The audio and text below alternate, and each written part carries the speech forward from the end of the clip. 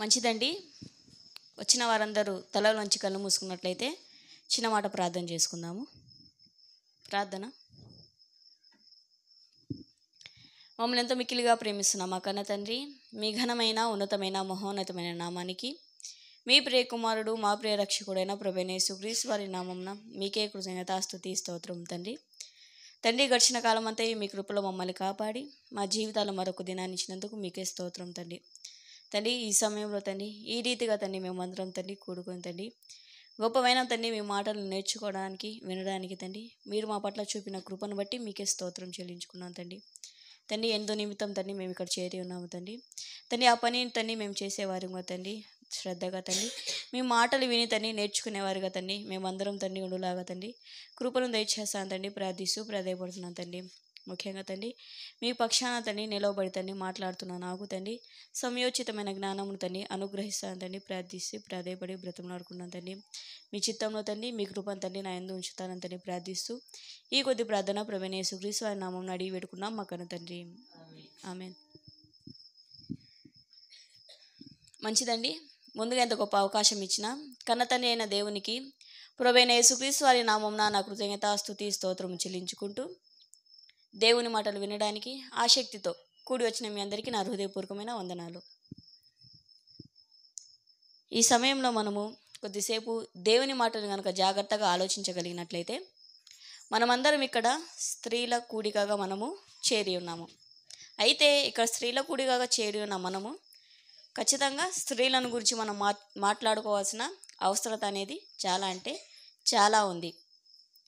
అయితే స్త్రీలమైన మనము ఏం చేయాలో, కొంతమందిని దేవుడు మాదిరిగా మనకు బైబిల్ గ్రంథంలో పెట్టి ఉన్నారు. అయితే వారు ఏం చేశారు, వారి నుండి మనం ఏం నేర్చుకోవాలి అని మనము ఈ సమయంలో కొద్దిసేపు దేవుని మాటలను మనం జాగ్రత్తగా ఆలోచిద్దాము. ముందుగా దేవుడు మానవ జన్మను ఎంతో గొప్పగా ఇవ్వడం అనేది జరిగింది. ఈ భూమి మీద ఏదైనా గొప్పదైనది ఏదైనా ఉందంటే అది మానవ జన్మేనని మనము చెప్పుకొనవచ్చు. అయితే ఇంత గొప్ప మానవ జన్మను ఇచ్చిన దేవుడు ఈ భూమి మీదలో ముఖ్యంగా స్త్రీలను కూడా చేయడం అనేది జరిగింది. పురుషులను స్త్రీలను చేశారు. అయితే స్త్రీలకు కూడా దేవుడు ఒక ప్రత్యేకమైన స్థానాన్ని ఇవ్వడం జరిగింది. ఈ సమయంలో మనం దాని గురించే మాట్లాడుకోబోతున్నాము. ఏమిటంటే బైబిల్లో స్త్రీ స్థానం. మరొకసారి అండి, బైబిల్లో స్త్రీ స్థానం. దేవుడు ఎంత గొప్పగా స్త్రీలను బైబిల్ గ్రంథంలో రాయించి ఉంచారో, అంటే వారి జీవితాలను ఎంత గొప్పగా రాయించి ఉంచారో, వారి నుండి మనకు ఎన్ని ఆత్మీయ విలువైన పాఠాలు నేర్పిస్తున్నారో ఈ సమయంలో మనం జాగ్రత్తగా గమనించుకుందాము. దేవుడు ఎంత గొప్ప స్థానాన్ని స్త్రీలకు ఇచ్చారు అని మనం జాగ్రత్తగా గమనించినట్లయితే, సర్వ సృష్టిని కలిగించిన దేవుడు సమస్తాన్ని కూడా కలిగించిన తరువాత 6 దినాలు సృష్టిని చేసిన తరువాత దేవుడు 6వ దినమున చివరన ఎవరిని కలుగజేశారో మనం జాగ్రత్తగా గమనించుకున్నట్లయితే ఆదాము గారిని కలుగజేసినట్లుగా మనము చూస్తూ ఉంటాము, మనందరికీ తెలిసినదే. అయితే ఆదాము గారు ఒంటరిగా ఉన్నారనమాట. ఒంటరిగా ఉండడం దేవునికి ఇష్టం లేక ఏం చేశారంటే ఆయనకు సాటి అయిన సహకారిని ఇవ్వాలని అనుకున్నారు. అయితే దేవుడు ఆయనకి సాటి అయిన సహాయాన్ని ఇవ్వాలనుకున్న దేవుడు ఆదాము గారికి మరొక ఆదాము గారిని చేసి ఇవ్వచ్చు కదా, ఖచ్చితంగా చేసి ఇవ్వవచ్చు. కానీ దేవుడు ఏం చేశారని అక్కడ మనం జాగ్రత్తగా గమనించినట్లయితే ఆదాము గారికి సహాయంగా మరొక ఆదాము గారిని ఇవ్వలేదు. ఆదాము గారికి ఇంకొక ఆదామును కనుక ఇచ్చి ఉంటే వారు చేయాల్సిన పని అనేది ఇంకొద్దిగా తేలికైపోతుంది, ఇంకొద్దిగా త్వరగా వారు ఆ పనిని చేసుకోవచ్చు. కానీ దేవుడు ఆదాము గారికి సహాయంగా ఎవరినిచ్చారు అని మనం జాగ్రత్తగా గమనించినట్లయితే మనందరికీ తెలుసు,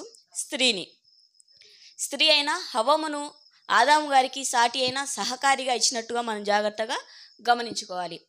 అయితే హవ్వమును చేసిన విధానాన్ని కూడా మనం ఒకసారి జాగ్రత్తగా గమనించినట్లయితే హవ్వమును దేవుడు ఎలా కలుగజేశారు మనం అనుకోవచ్చు. దేవుడు స్త్రీని ఆదాము గారి తలలో నుండి చేస్తే అప్పుడు స్త్రీ ఏమనుకుంటుంది, నేను నీ తలలో నుంచి వచ్చాను అంటే నీకంటే నేను గొప్పదాను అని అనుకునే అవకాశం అనేది ఖచ్చితంగా ఉంది. అలా చేశారా అంటే చేయలేదు.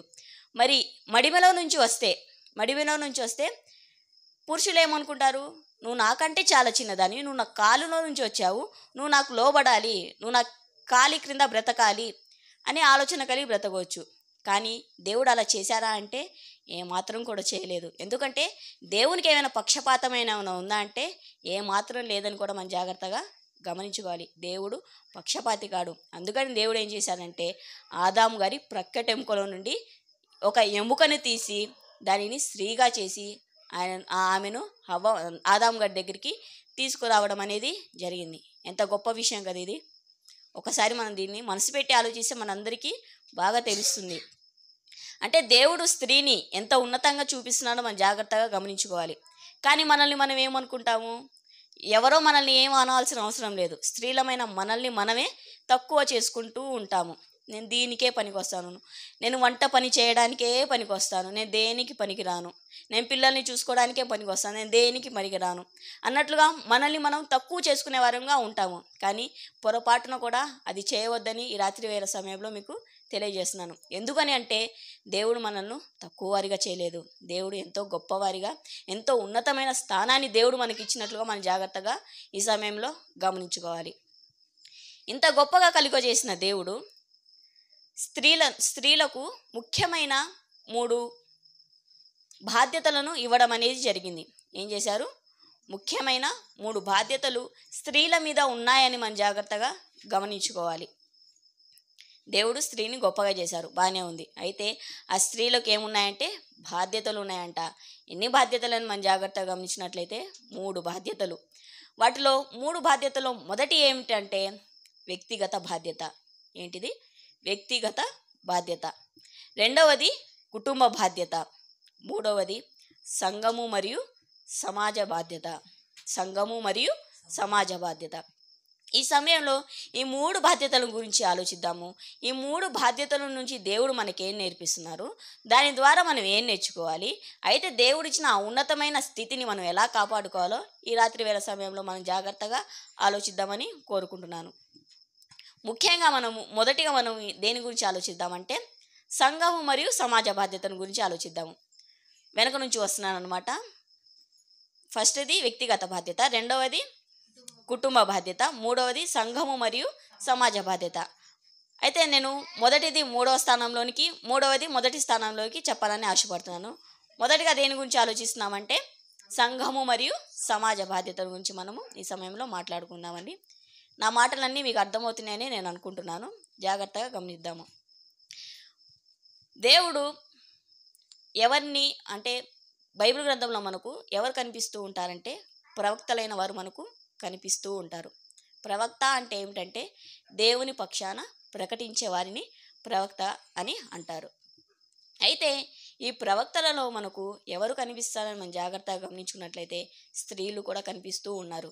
వారినే ప్రవక్తినీలు అని అన్నారు. అయితే వీరిలో నుండి మనము కొందరిని ఆలోచిద్దామండి. ఈ సమయంలో అందరూ బైబిళ్లను తీసి మనము చూసుకున్నట్లయితే సంఖ్యాకాండము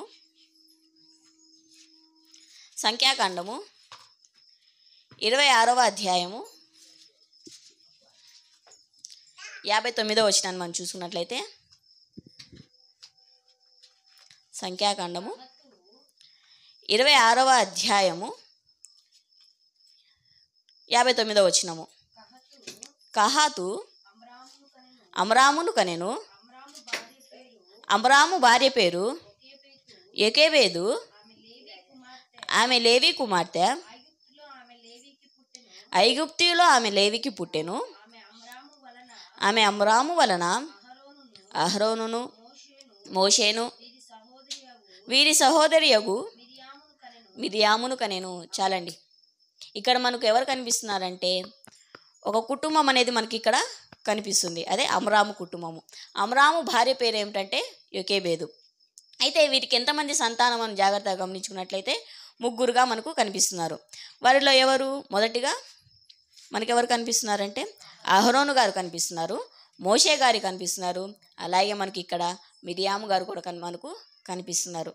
అయితే ఈ మిరియాము గారిని దేవుడు ఏమని పలికారంటే ఆమె ఒక ప్రవక్తినిగా దేవుడు పలకడం అనేది జరిగింది. ఆ మాటని కొరకు మనం చూసుకున్నట్లయితే నిర్గమాకాండము 15వ అధ్యాయము నిర్గమాకాండము 15వ అధ్యాయము 20వ వచనాన్ని మనం చూసుకున్నట్లయితే మరియు అహరోను సహోదరియు ప్రవక్తినియగు మిరియాము తంబూరాను చేత పట్టుకున్నాను. చాలండి. ఇక్కడ మనకు ఎవరు కనిపిస్తున్నారంటే మిరియాము గారు కనిపిస్తున్నారు. మిరియాము గారిని ఏమంటున్నారంటే ప్రవక్తిగా ఇక్కడ మనకు చూపిస్తున్నారు అనమాట. అంటే దేవుడు కేవలము ఆయన పని చేసుకోవడానికి పురుషులను మాత్రమే ఎన్నుకోలేదు, దేవుడు స్త్రీలను కూడా ఎన్నుకున్నట్లుగా మనకి ఇక్కడ కనిపిస్తుంది. అయితే ఇక్కడ ఏంటి వారు చేసిన పని అని మనం జాగ్రత్తగా గమనించుకున్నట్లయితే మనందరికీ తెలుసు. ఏంటి ఆ పని అంటే, దేవుడు మోషే గారికి ఒక బాధ్యతను అప్పగించారు. ఏమిటి ఆ బాధ్యత అంటే, ఇశ్రాయేలీలు ఎక్కడ చెరలో ఉన్నారో మనం జాగ్రత్తగా గమనిస్తే ఐగుప్తు దేశంలో చెరలో ఉన్నారు. చెరలో ఉన్న ఐగుప్తు దేశంలో ఉన్న చెరలో ఉన్న ఇశ్రాయేలీలను బయటకు తీసుకొచ్చే పనిని దేవుడు మోషే గారికి అప్పగించడం అనేది జరిగింది. మోషే గారితో పాటు మనకు ఎవరు కనిపిస్తూ ఉంటారంటే అహరోను గారు కూడా, మనకు తన అన్నయ్య అహరోను గారు కూడా మనకు కనిపిస్తూ ఉంటారు. వీరు మాత్రమే ఆ పనిలో కనిపిస్తారా అంటే కాదు, మనకు మరొకరు కూడా కనిపిస్తారు. ఎవరు అంటే ఆమె మిరియాము గారు కూడా ఐగుప్తులను బయటకు తీసుకొచ్చే, ఐగుప్తుల నుండి ఇశ్రాయేలును బయటకు తీసుకొచ్చే పనిలో మనకు మిరియాము గారు కూడా కనిపిస్తూ ఉంటారు. ఎంత గొప్ప భాగ్యం కదా ఇది. అంటే ఆమెకి ఇచ్చిన ఆ పనిని ఆమె ఎంతో చక్కగా నిర్వర్తించిందని మనం జాగ్రత్తగా ఈ సమయంలో గమనించుకోవాలి. అయితే ఆ పనిని చేశారా అంటే చేశారు. ఇశ్రాయేలీలను ఐగుప్తుల నుండి బయటకు తీసుకురావడం అనేది జరిగింది. అయితే ప్రయాణంలో ఉన్నప్పుడు కొన్ని కారణాల వలన వారు దేవునికి వ్యతిరేకులుగా మారిపోయారు. అయితే దాని గురించి నేను మాట్లాడట్లేదు కానివ్వండి, వారికి సమాజం మీద, సంఘం మీద ఉన్న బాధ్యతను గురించి మీకు తెలియజేస్తున్నాను. దేవుడు అప్పగించిన పనిని వారు చేసేవారిగా ఉన్నారు. ఎవరు కనిపిస్తున్నారు మనకు? మిరియాము గారు కనిపిస్తున్నారు. మిరియాము దేవుడు అప్పగించిన పనిని చేసినట్లుగా మనకు కనిపిస్తున్నారు. అలాగే మరొకరు కూడా మనకు కనిపిస్తారు. వారే ఎవరంటే మనకు బైబిల్ గ్రంథంలో న్యాయాధిపతులు కనిపిస్తూ ఉంటారు. ఎవరు? న్యాయాధిపతులు. ఎంతమంది న్యాయాధిపతులను మనం జాగ్రత్తగా గమనించినట్లయితే 13 మందిగా మనకు కనిపిస్తారు. అయితే ఈ 13 మందిలో మనకు ఒక న్యాయాధిపతిని కూడా మనకు కనిపిస్తూ ఉంటారు. ఆమె దెబోరా గారు. ఎవరు? దెబోరా గారు. అంటే దేవుడు ఎక్కడైనా సరే పక్షపాతిగా మనకు కనిపిస్తున్నారా? లేదు. దేవుడు తన పనిని చేయడానికి ఎవరినైనా వాడుకుంటారని మనం జాగ్రత్తగా గమనించుకోవాలి. ప్రవక్తలలో మనకు కొంతమంది ప్రవక్తనీయులు కనిపిస్తున్నారు. అలాగే న్యాయాధిపతులలో కూడా మనకు న్యాయాధిపతి మనకు కనిపిస్తున్నారు. జాగ్రత్తగా గమనించుకోవాలి. ఇశ్రాయేలీలకు న్యాయం తీర్చే పనిలో ఎవరున్నారంటే దెబోరా గారు ఉన్నారని మనం జాగ్రత్తగా గమనించుకోవాలి. అంటే దేవుడు తెలియజేస్తున్నారు సంఘము పట్ల మరియు సమాజం పట్ల ఉండవలసిన బాధ్యతను, దేవుడిచ్చిన బాధ్యతను ఏం చేయాలంటే దాన్ని సక్రమంగా నిర్వర్తించాలి. ఏ మాత్రం కూడా దాన్ని విడిచిపెట్టి వెళ్ళకూడదని దేవుడు ఈ రాత్రి వేళ సమయంలో మనకు తెలియజేస్తున్నారు. అయితే మనకు కూడా మనకు సంఘాలు ఉన్నాయి, అలాగే సమాజం పట్ల మనకు బాధ్యతలు ఉన్నాయి. అవి ఎంతవరకు మనము నిర్వర్తిస్తున్నాము? దేవుడు అప్పగించిన పనిని మనము సక్రమంగా చేసేవారిగానే ఉన్నామో లేదో ఒకసారి మనల్ని మనము ప్రశ్నించుకోవాలి. దెబోరా గారు చేసినట్లుగా మనకు కనిపిస్తున్నారు. అలాగే మిరియాము గారు వారికి అప్పగించిన పనిని వారు చేసినట్లుగా మనకు కనిపిస్తున్నారు. అయితే మన పరిస్థితి ఎలా ఉందో ఒక్కసారి మనల్ని మనమే పరీక్షించుకోవాలి. సమాజం పట్ల, అలాగే సంఘం పట్ల మన బాధ్యతలు ఎలా ఉన్నాయి? కొందరినైనా మనము రక్షించగలుగుతున్నామా? కొందరికైనా మనం వాక్యము చెప్పగలుగుతున్నామా? దేవుని పనిలో వారిని నడిపించగలుగుతున్నామా? ఒక్కసారి మనల్ని మనము ప్రశ్నించుకోవాలి. అలాగే సంఘంలో స్త్రీలకు ఉండే పనులు ఉంటాయి. అయితే వాటిలో మనం ఎంతవరకు పాల్గొంటున్నాము? ఒక్కసారి మనల్ని మనము పరిశీలించుకోవాలి. ఒకవేళ ఇప్పటికీ పాల్గొనకపోతే, ఇంకా మన దేవుని పనికి ఏమైనా దూరంగా ఉంటే ఒకసారి మనము ఈ రాత్రి వేళ సమయంలో ఆలోచించుకొని, ఇది దేవుడు నా మీద ఉంచిన బాధ్యత కదా, ఖచ్చితంగా నేను దీనిలో పాల్గొనాలి కదా అని ఆలోచించి ఆ పనిలో పాల్గొంటారని మీకు హృదయపూర్వకంగా తెలియజేస్తున్నాను. ఇది మొదటిది. రెండవది ఏమిటంటే కుటుంబ బాధ్యత. ఏంటిది? కుటుంబ బాధ్యత. అయితే కుటుంబ బాధ్యత అంటే కుటుంబంలో ఎవరు మనకు కనిపిస్తారు? ఒక భార్య, భర్త, పిల్లలు, ముఖ్యంగా వీరు కనిపిస్తూ ఉంటారు. ఇప్పుడు మనం ఎవరి గురించి మాట్లాడుకుంటున్నాం అంటే భార్యల గురించి, అంటే మన గురించి మాట్లాడుకుంటున్నాం కాబట్టి, స్త్రీల గురించి మాట్లాడుకుంటున్నాం కాబట్టి. అయితే స్త్రీలైన వారు కుటుంబం పట్ల ఎలాంటి బాధ్యత కలిగి ఉన్నారు, ఎలాంటి బాధ్యత కలిగి ఉండాలి? మనకు కుటుంబ బాధ్యతలు అనేవి చాలా అంటే చాలా ప్రాముఖ్యమైనది. ఎందుకంటే మనము మన కుటుంబాన్ని అంటే దేవుని నిలబెట్టుకుంటేనే మనం పరలోకానికి వెళ్ళడానికి అవకాశం అనేది ఉంటుంది. అయితే గొప్పగా కుటుంబాన్ని నిలబెట్టుకున్న ఒక స్త్రీ మనకు బైబిల్ గ్రంథంలో కనిపిస్తూ ఉంటారు. ఆమె గురించి మనం ఈ సమయంలో ఆలోచిద్దామండి.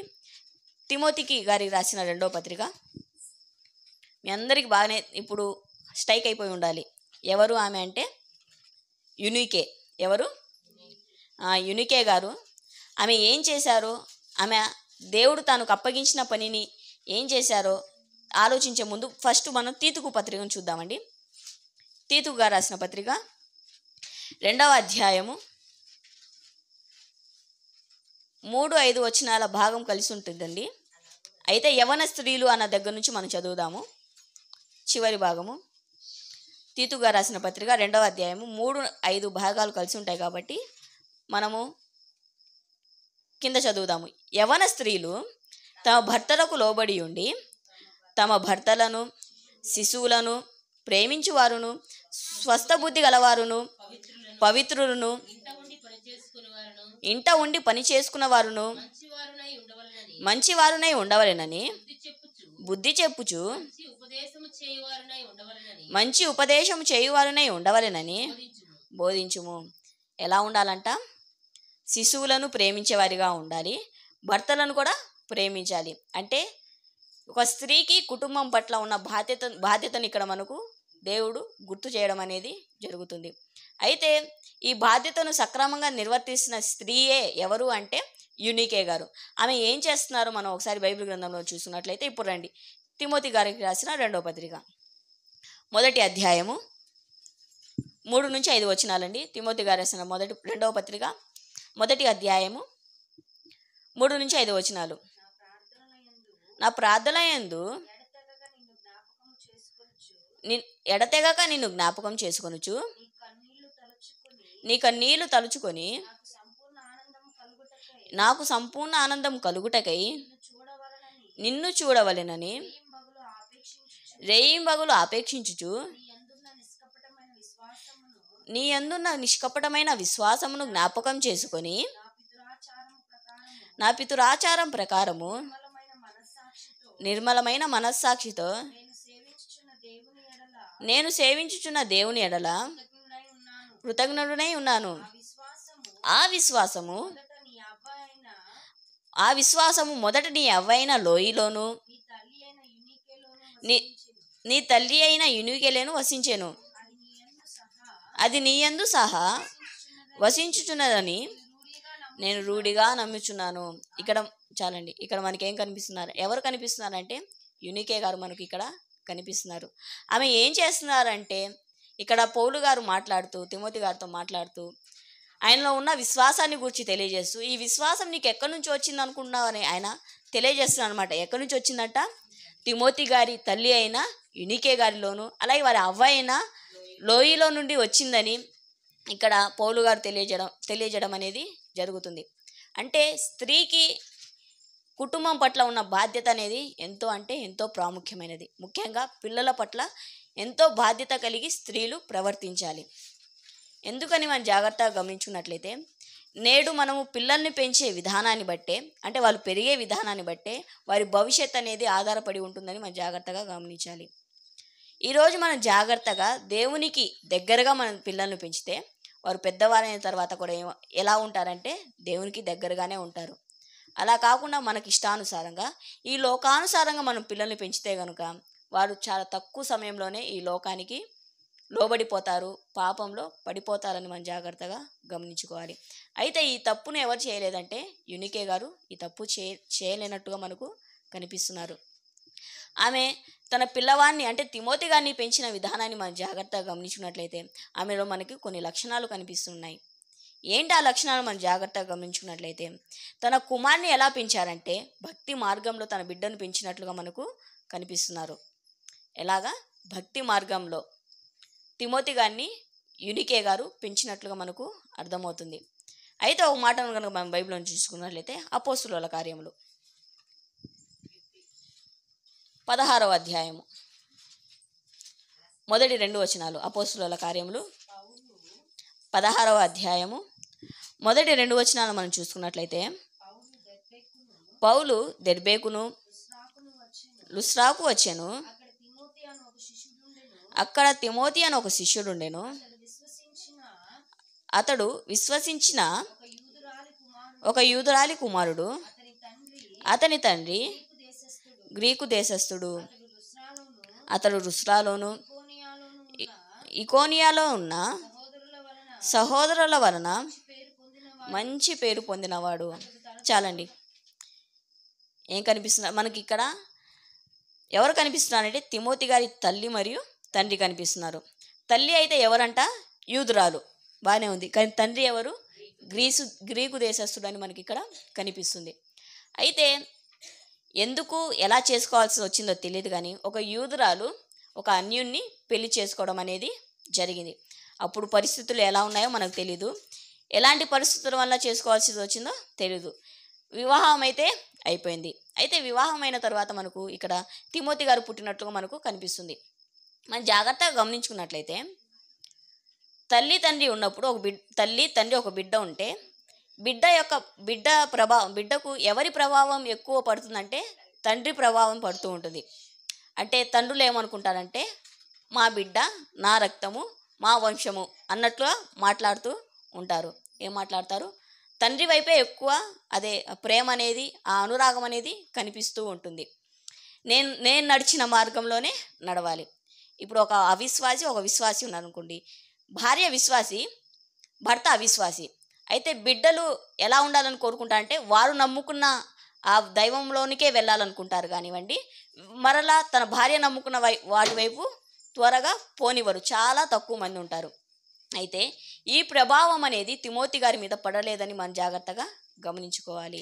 ఏం చేశారంటే యూనికే గారు తన బిడ్డను జాగ్రత్తగా పెంచారు. ఎలా పెంచారంటే భక్తి మార్గంలో పెంచారు. కాబట్టి ఏం జరుగుతుందంటే మంచి పేరు పొందుకున్నారంట. తిమోతి గారు ఎలాంటి పేరు పొందుకున్నారంటే మంచి పేరు పొందుకున్నారు. మంచి పేరు పొందుకోవడం అనేది ఎలా జరుగుతుంది?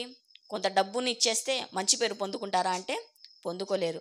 మంచి పేరు పొందుకోవాలంటే ఏం చేయాలో బైబిల్ గ్రంథంలో చూసుకున్నట్లయితే సామెతల గ్రంథము,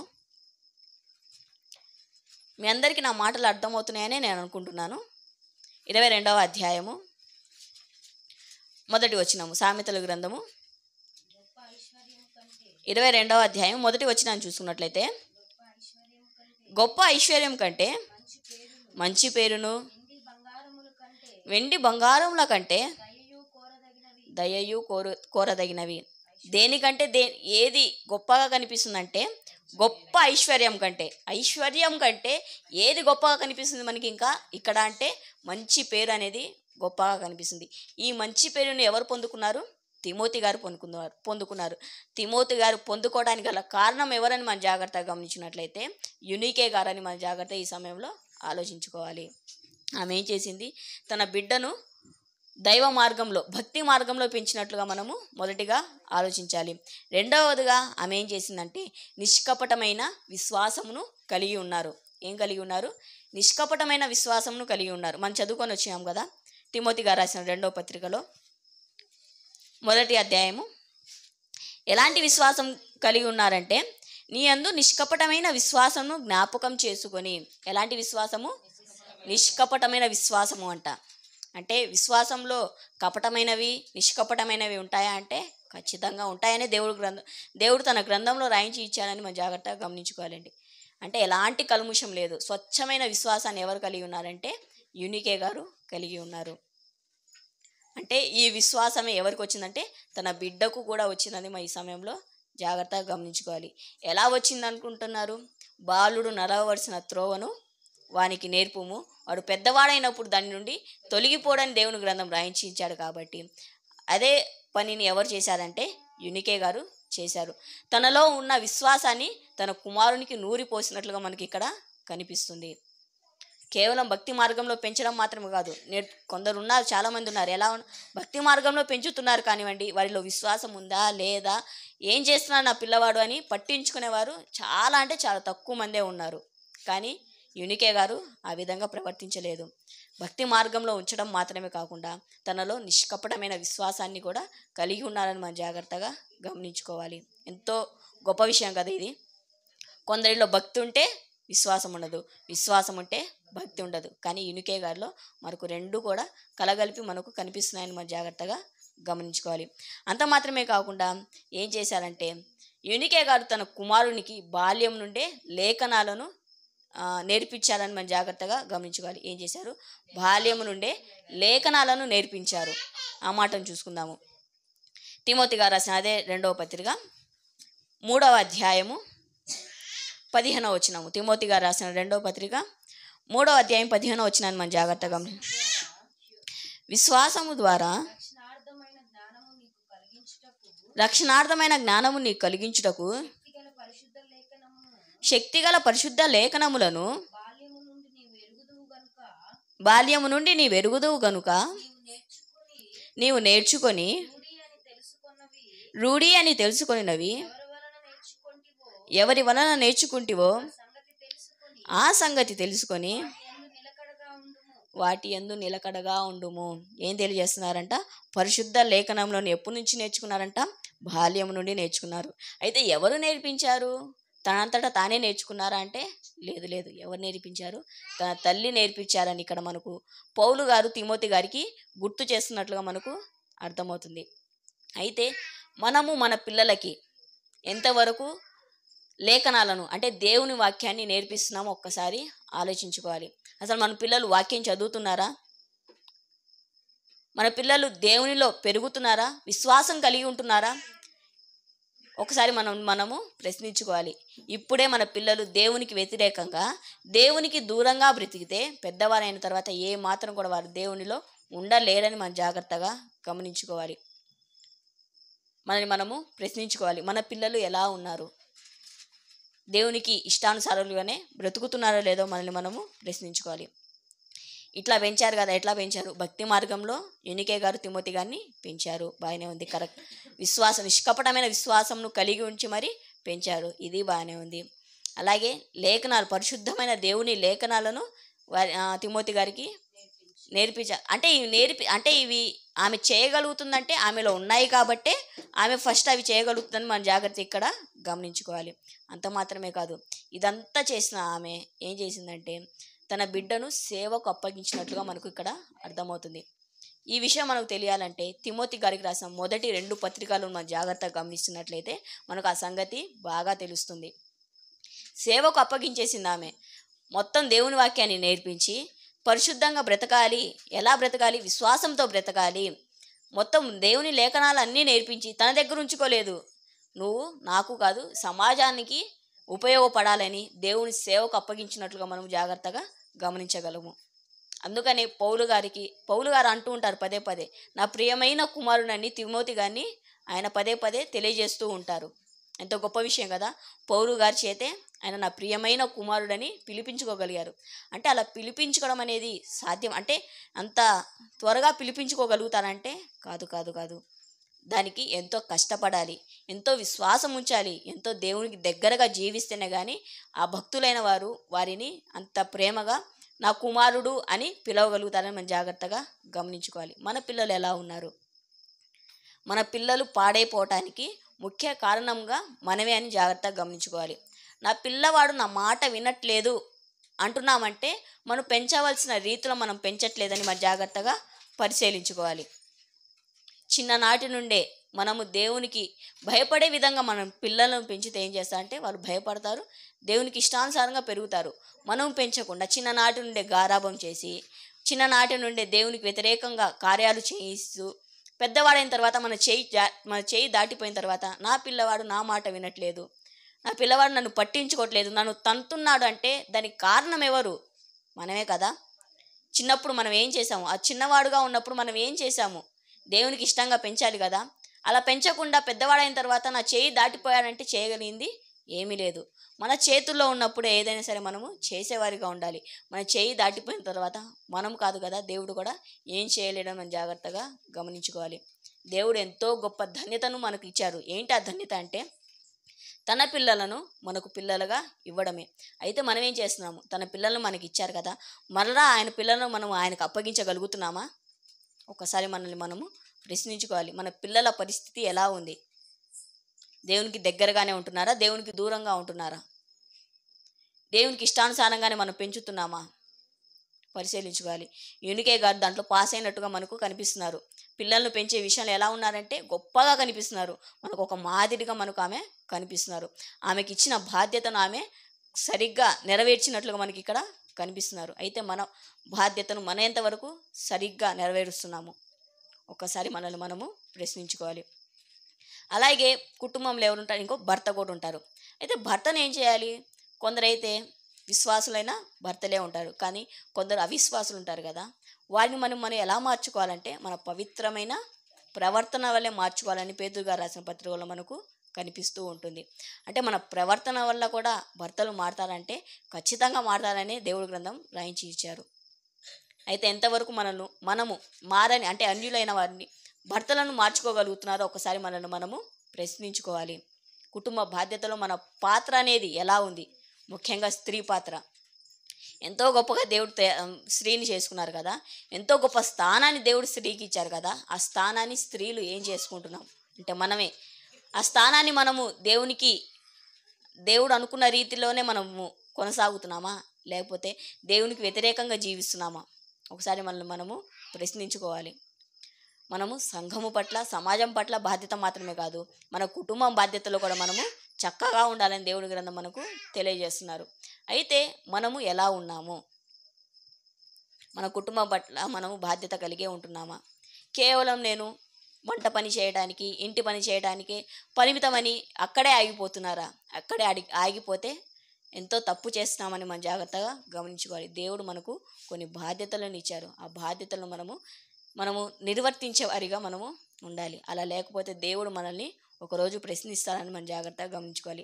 ఆ దేవునికి మనం లెక్క చెప్పవలసిన రోజు ఒకటి వస్తుంది. ఆ రోజు మనము లెక్క చెప్పే వారంగా ఉండాలి. అప్పుడు వెళ్ళిన తర్వాత ఆయనకి సాకులు చెప్పడానికి మనం ప్రయత్నిస్తే మన మాట వినే స్థితిలో ఆయన ఉండడాన్ని మనం జాగ్రత్తగా గమనించుకోవాలి. ఇంత సమయం ఇచ్చాను కదా, 60-70 సంవత్సరాలు నీకు సమయాన్ని ఇచ్చాను కదా, నువ్వు ఏం చేశావు? నీ బిడ్డను ఒక్కరినైనా నువ్వు నిలబెట్టుకోగలిగావా అని దేవుడు ఖచ్చితంగా మనల్ని ప్రశ్నిస్తారు. అయితే ఆ ప్రశ్నలకు సమాధానం మనం ఏం చేయాలంటే మన పిల్లలను నిలబెట్టుకునేవారు అంటే దేవునిలో నిలబెట్టేవారంగా మనము ఉండాలి.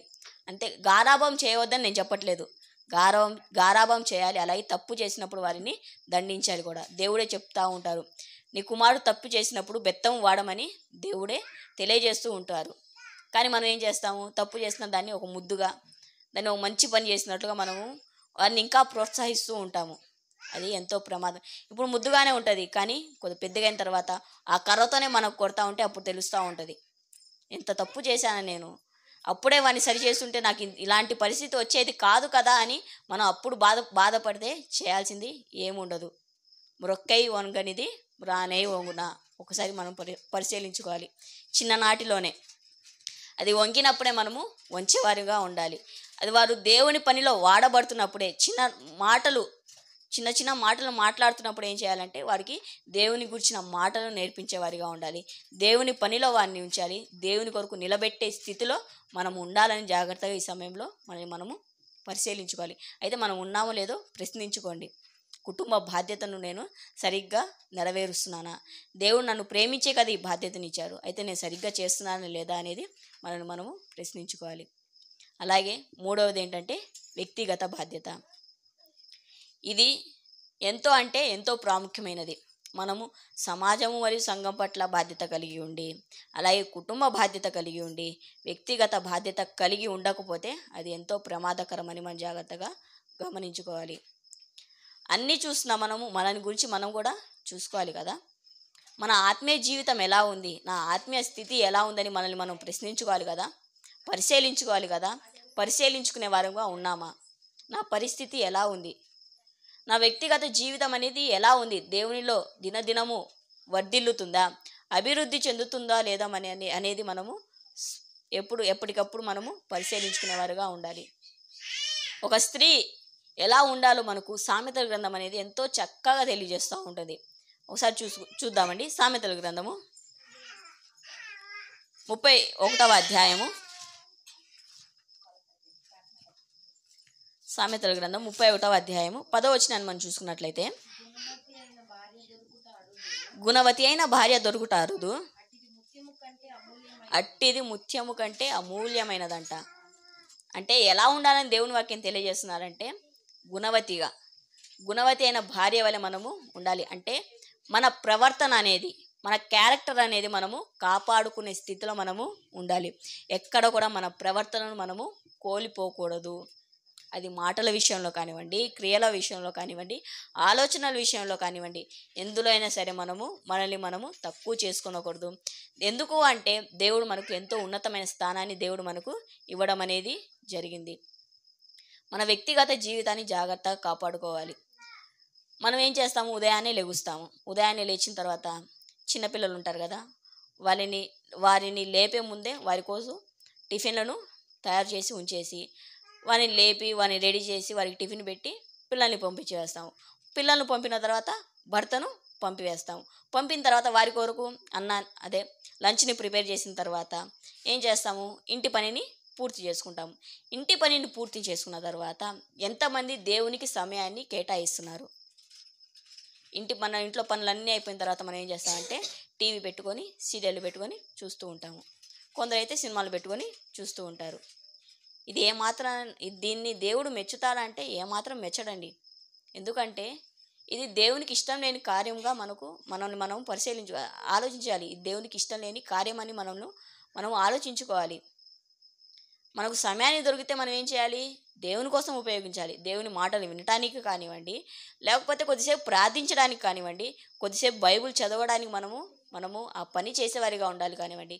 సమయం దొరికితే మనము ఈ లోకము నడుస్తున్న రీతిలో మనం నడిచేవారుగా ఉండకూడదు. లోకం నడుస్తున్న రీతిలో నడిస్తే లోకానికి మనకి ఉన్న తేడా ఏమిటి? ఏమీ ఉండదు. వారు అన్యులుగా ఉండి అట్లా జీవిస్తున్నారు, మనము క్రైస్తవులని పిలువబడుతూ అలా జీవిస్తున్నాము. అలా జీవిస్తే దేవునికి అవమానకరమని మనం జాగ్రత్తగా గమనించుకోవాలి. మన వ్యక్తిగత జీవితాన్ని కాపాడుకోవడం అనేది ఎంతో ప్రాముఖ్యమైనదని మనం జాగ్రత్తగా పరిశీలించుకోవాలి. దేవునికి ఇష్టానుసారులుగానే మనం జీవిస్తున్నామా? మన ఆత్మీయ జీవితాన్ని మనం కాపాడుకుంటున్నామా? ఆధ్యాత్మికంగా మనం ఎదగగలుగుతున్నామా? ఒకసారి పరిశీలించుకోండి. బాప్తిజం తీసుకున్నప్పుడు ఉన్న మన పరిస్థితి ఇప్పటికీ కొంతమంది 5 సంవత్సరాలు, కొంతమంది 10 సంవత్సరాలు, ఇట్లా సంవత్సరాలు గడిచిపోయే కొలది కూడా ఎక్కడ వేసామో గొంగలి అంటే అది అక్కడే వేసాను అన్నట్లు ఉండకూడదు. అభివృద్ధి పొందేవారిగా ఉండాలి. అయితే ఆ అభివృద్ధి అనేది మనలో కనిపిస్తుందా? సంపాదన పరంగా అభివృద్ధి కాదండి, ఆత్మీయంగా అభివృద్ధి చెందగలుగుతున్నామో లేదో మనము పరిశీలించుకోవాలి. కొంతమంది సంపాదనే అంటూ తిరుగుతూ ఉంటారు. నేను వారి గురించి మాట్లాడట్లేదు. ఎవరి గురించి మాట్లాడుతున్నానంటే ఆత్మీయ జీవితాన్ని ఎవరైతే పట్టించుకోకుండా తిరుగుతున్నారో వారి గురించే మాట్లాడుతున్నారు.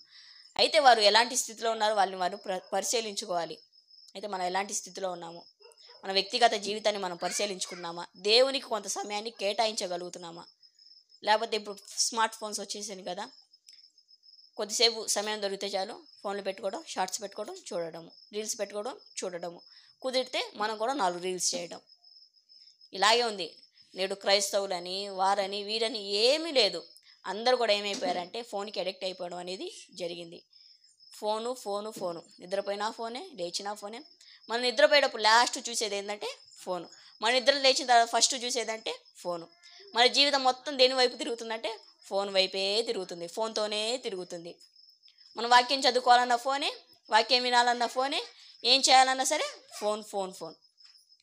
ఒక్కసారి ఆ ఫోన్ని పక్కన పెట్టి నా భక్తి జీవితం ఎలా ఉందని మనల్ని మనం పరిశీలించుకుంటే ఖచ్చితంగా మన భక్తి జీవితం అనేది మనకు కనిపిస్తుంది. 10 నిమిషాలు ఫోన్ పక్కన పెట్టేసి దేవునికి ప్రార్థన చేయండి. మనం చేసిన తప్పులేంటో దేవుడు మనకు తెలియజేస్తూ ఉంటారు. మన మనస్సాక్షి అనేది మనల్ని గద్దిస్తూ ఉంటుంది. నువ్వు ఆత్మీయంగా ఎదగలేకపోతున్నావు, నువ్వు ఆత్మీయంగా వెనకబడిపోయావని మన మనస్సాక్షి మనల్ని పరిశీలిస్తూ ఉంటుంది, పరీక్షిస్తూ ఉంటుంది, గద్దిస్తూ ఉంటుంది. కానీ మనం ఏం చేస్తామంటే ఆ గద్దింపును పిసిగేసి దాన్ని పొనుగబెట్టేస్తాం. మన మనస్సాక్షిని అరిచించాలే పొనుకో, నాకు ఫోన్ చూసుకోవాల్సిన టైం అయిపోయింది, నేను వెళ్తున్నానని అనుకుంటూ ఉంటాము. కానీ ఇది ఏమాత్రం కూడా మంచి పని కాదని మీకు తెలియజేస్తున్నాను. ఏం చేయాలి? సమయం దొరకకపోయినా మనం సమయాన్ని కేటాయించుకొని ఏం చేయాలంటే దేవుని పనిని, అంటే ముఖ్యంగా మనం వాక్యం చదువుకోవాలి. చాలామంది ఏమనుకుంటా ఉంటారంటే వాక్యాన్ని చదువుకోవాలా, ఎప్పుడు తెలిసిన వాక్యం కదా అంటే 66 పుస్తకాల మీద అంత పట్టు వచ్చేసింది. మరి ఎంత గొప్ప అంటే సేవకులుగా పిలువబడుతున్న వారికే ఎన్నో విషయాలు వాళ్ళకి డౌట్లు అనేవి అందులో ఉండిపోయినాయి. కానీ వీరికి మాత్రము తెలిసిపోయినాయి. వీరి దగ్గరికి రావాలి డౌట్లు క్లియర్ చేసుకోవడానికి. గొప్ప గొప్ప సేవకులే ఆ మాటకు అర్థాలు ఏంటో ఇప్పటికీ ఆలోచిస్తున్నారు. కానీ మనం మాత్రం అసలు బైబిల్ తెరిచి దాని వైపు కూడా మనము చూడము. అలాంటి స్థితిలో మనము ఉండకూడదు. ఎలాంటి స్థితిలో ఉండాలి అంటే మన ఆత్మీయ జీవితాన్ని కాపాడుకునే పరిస్థితి మనలో ఉండాలి.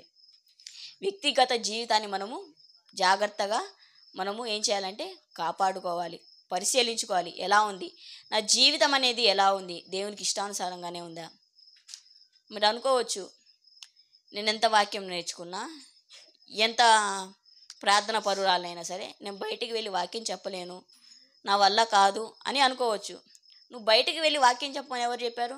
నీ ఇంట్లో ఉన్న నీ పిల్లలకు నేర్పించు వాక్యము. అదే నువ్వు చేసే గొప్ప పరిచయం అని చెప్పవచ్చు.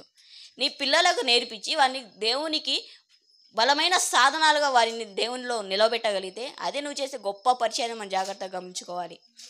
నేను బయటికి వెళ్ళలేను, నేనేం చేయలేనంటే నీ పిల్లలకు చెప్పు వాక్యం, వారికి అర్థమయ్యే రీతిలో చెప్పు. నువ్వు చెప్పిన ప్రతి పని అలా చేస్తాడు కదా నీ పిల్లవాడు. ఇది చెప్పు, ఇది చేస్తాడో లేదో, ప్రార్థన చేసుకున్నానా అని వాడిని మోకరించి నువ్వు కూడా మోకరించు. ఖచ్చితంగా ప్రార్థన చేస్తాడంటే ఖచ్చితంగా ప్రార్థన చేస్తారు. ఎదుటి వారిని ఎలా గౌరవించాలో నేర్పించు, ఎదుటి వారితో ఎలా మాట్లాడాలో నేర్పించు. ఫస్ట్ మనకు మాట్లాడటం రాదు, ఎదుటి వారి సంగతి తర్వాత సంగతి. మనం ఏం చేయాలంటే మాటల విషయంలో జాగ్రత్తగా ఉండాలి, ప్రవర్తన విషయంలో జాగ్రత్తగా ఉండాలి, అలాగే మన ఆలోచనలో కూడా మనం జాగ్రత్తగా ఉండాలని గమనించుకోవాలి. మన ఆలోచనలు అనేవి కూడా ఎలా ఉండాలి? జాగ్రత్తగా ఉండాలి. నేనేం ఆలోచిస్తున్నానని మీకు తెలియకపోవచ్చు, కానీ ఎవరికి తెలుసు అంటే దేవునికి తెలుసు. ఖచ్చితంగా ఆయన తీర్పును అంటే శిక్షను విధించేది ఆయనే కాబట్టి ఆయన యందు మనము భయభక్తులు కలిగి బ్రతకాలి. ఎవరు చూడట్లేదు కదా నా ఆలోచనల్ని అని మనం అనుకుంటే పొరపాటు. ఆ దేవుడు చూస్తున్నారు. కాబట్టి మనం అందరం ఎలా ఉండాలంటే జాగ్రత్తగా పరిశుద్ధమైన పవిత్రమైన ప్రవర్తన కలిగిన వారమై మనము జీవించాలి. ఇది ముఖ్యమైన మూడవది.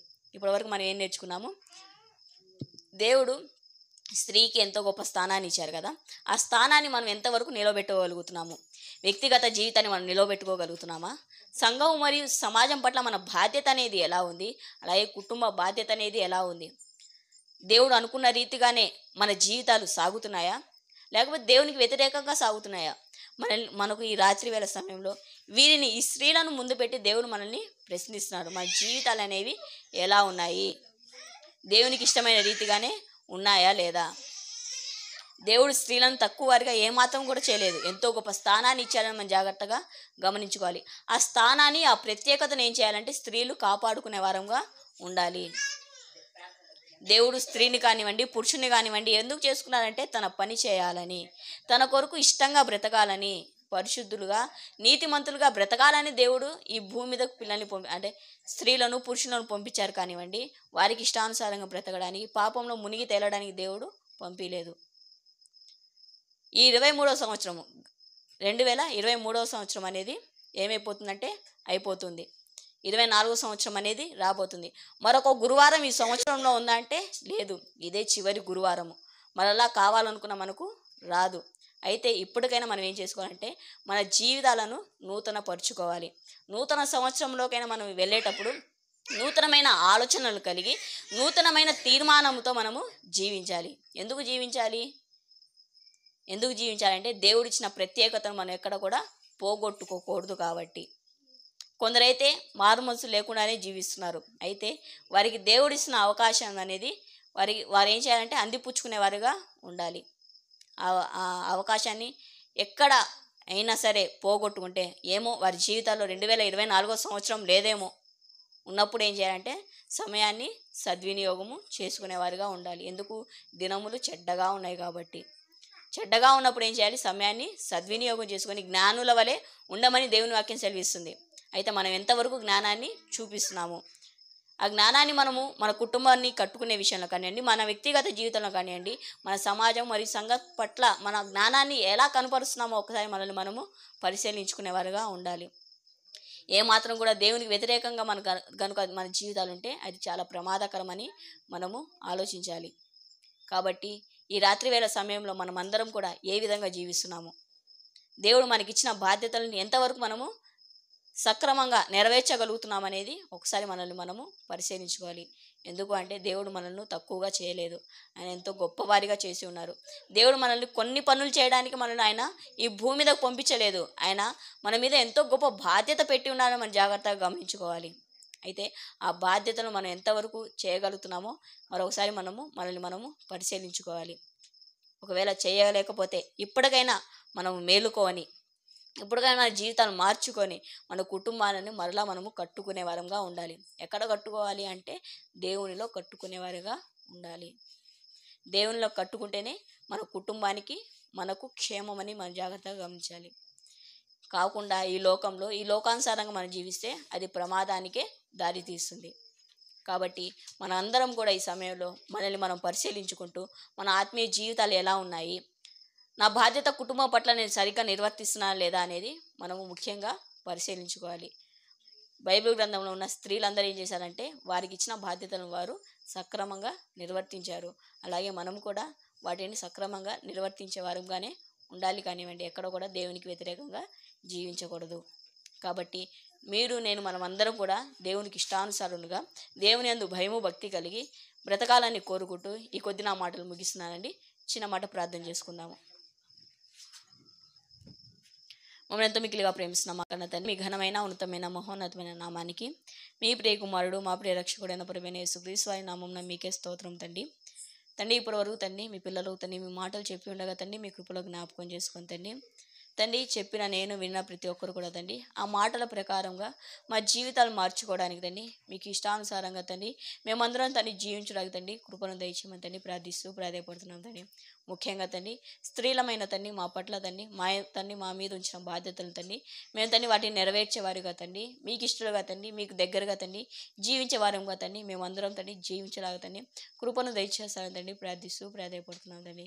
ఇప్పటి వరకు తండ్రి మీ కృపను తండ్రి మా ఇందు ఉంచారు. అందును బట్టి మీకే వేలాది కృతజ్ఞత స్తుతి స్తోత్రం చెల్లించుకుంటూ ఈ ప్రార్థన ప్రభువైన యేసుక్రీస్తు వారి నామమున అడిగి పెట్టుకున్నాం మా కన్న తండ్రి. మంచిదండి. కూడి వచ్చిన మీ అందరికీ కూడా మరొకసారి నా హృదయపూర్వకమైన వందనాలు.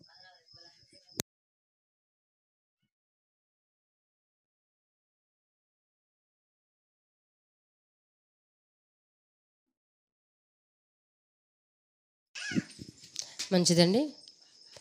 దేవుడు మనల్ని ఏ స్థానంలో ఉంచాడో, మనకు అప్పగించిన బాధ్యతలు సంఘం పట్ల, తర్వాత సమాజం పట్ల, రెండవదిగా కుటుంబం పట్ల, మూడవదిగా మన వ్యక్తిగతంగా మనం ఎలా ఉండాలి అని వివరించిన సహోదరి పరిజన గారికి సంఘం తరపున హృదయపూర్వక వందనాలు చెల్లించుకుంటున్నామండి.